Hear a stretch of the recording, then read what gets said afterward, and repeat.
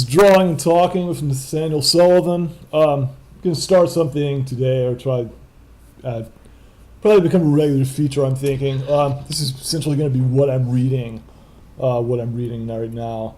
Kind of ongoing commentary on books, recommendations. So what I'm going to start with is Ivan Turgenev, Sportsman's Notebook. You can see the image here from Everyman Library. It's a very nice edition, and just highly recommended. Highly recommended. It's great, and I feel more than a little stupid saying that Turgenev is great, that it's worth checking out. Feels a little bit like saying something like there's this Shakespeare guy, there's this Hemingway guy, and you might want to check them out. So to begin getting into what's so fantastic about it, or I guess just I should get into really the basic setup. So it's a series of sketches, it's a series of what you might say short stories, really sketches. It mainly has to do with the narrator who, actually the narrator doesn't feature very prominently in a lot of these stories, but the narrator, presumably a young Turgenev, is out shooting. He's out shooting woodcock. He's out hunting. He's out shooting for fowl, and so it details some of the adventures. Really, what it really gets into are the various people he comes into contact with in the particular region of Russia, in particular area of Russia in which all this is taking place. A good way of describing this is sort of this is like Field and Stream. If Field and Stream were just absolutely incredible, if Field and Stream had just incredible writing. The writing is spectacular. The descriptions of nature are quite wonderful. It's quite engaging. He's a major talent. Incredible writer. And I really just cannot recommend, for the writing alone. I think I would have to recommend this. Very engaging, very lively, and the pieces are short, which is another thing I think that very much counts in his favor.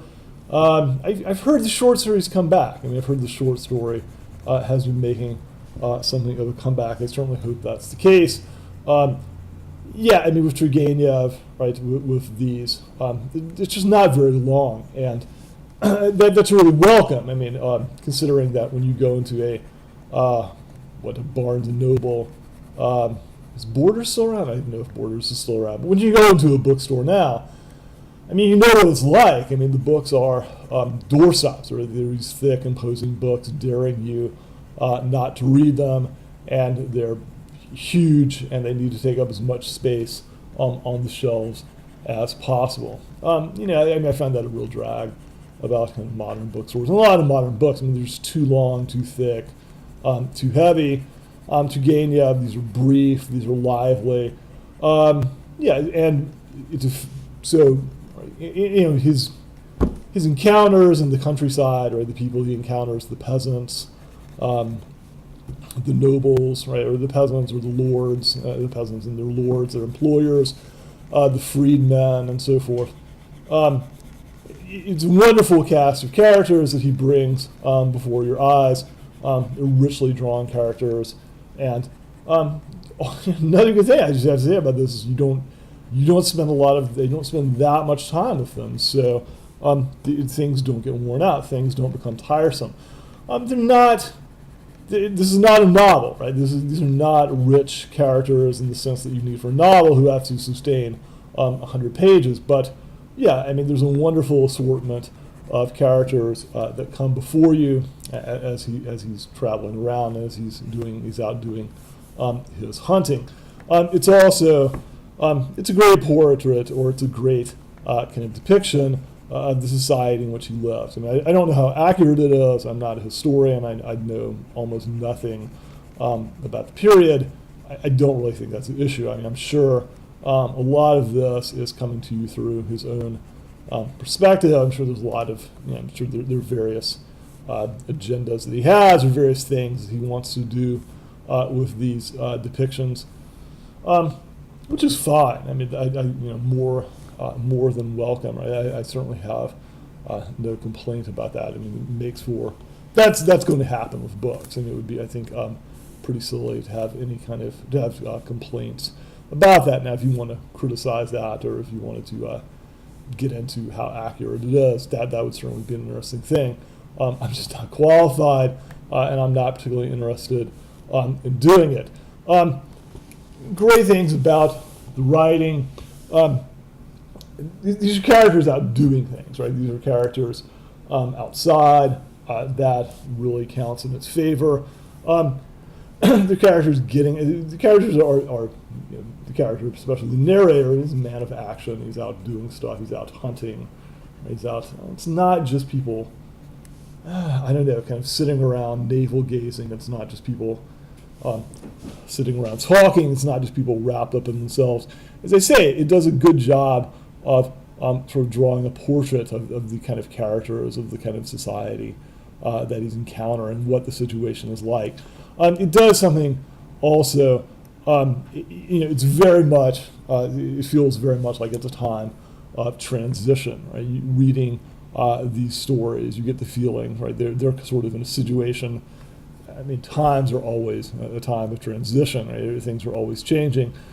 But there's talk of the old days, of what it was like in the past, and how things have changed.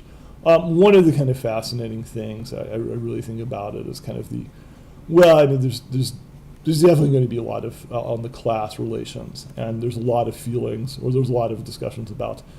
There are cases where the nobles, right? There are cases where the masters or the landowners really have let the peasants down, right? Or at least the peasants feel that way. So that things have really gone to pieces, right? Things were better in the old days, and then the lords lost everything, right? They spent all the money. They were profligate, right? They blew all the funds, and now the peasants are left in this kind of sorry or this kind of deplorable state. It's a pretty, in a lot of instances, the picture is pretty bleak, right? I mean, the poverty, especially the peasants, can seem pretty crushing. I mean, there's some pretty bleak cases, and this is the kind of thing you come across, or you're sort of wondering how in God's name are these people surviving? I mean, there very much is a sense of people are just getting by and not really, in a lot of instances, really don't know what to do with themselves. So I think many things, right, to recommend this, right? I mean, highly recommended, highly worth your time. Fascinating characters, richly drawn portraits of these characters, magnificent writing, right? Just absolutely magnificent writing by Turgenev. And it's not flowery, it's not too elaborate, not that I really particularly, not that I would say that I find anything wrong with that, but it's the kind of, in some ways, it's the very kind of sparse, straightforward language that you would expect from these sort of books, or from these sort of things. So definitely highly recommend it. The edition, the Everyman edition, really quite handsome, quite nice. It's a great thing to carry around. It's a great thing you can read. You read these, they don't take that long, right? They're really short, which again, I think highly recommended. That's an excellent thing. Again, I think a lot of the books, a lot of the modern books you see, a lot of the modern biographies, a lot of the modern novels, there's just too much space, right? People don't have to get to the point. People can just go on and on and on about whatever. It's better to give yourself a time limit, or it's better to give yourself a certain amount of space and get to the point. And speaking of time and limits, right, I'm coming up on the limit of mine. So thanks. If you dig it, like and subscribe. So thanks for listening. Take care, and talk to you again soon. Bye.